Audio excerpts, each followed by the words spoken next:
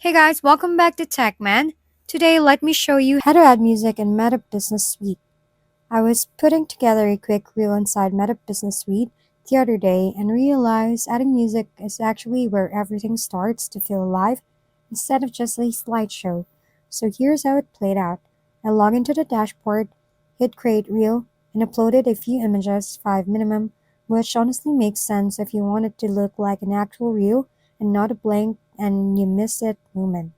Once the image is loaded, I noticed the sound sync option sitting there, and turning that on is kind of the secret because it actually automatically lines up your visuals with that beat, which saves you from manually timing everything like a video editor from 2005. Then I browsed through the audio library, tested a few tracks because let's be real, picking music is half the battle, and once I click one, everything just snapped into place. The photo started moving with the rhythm, and suddenly it felt polished without much effort, like the app did the heavy lifting for me.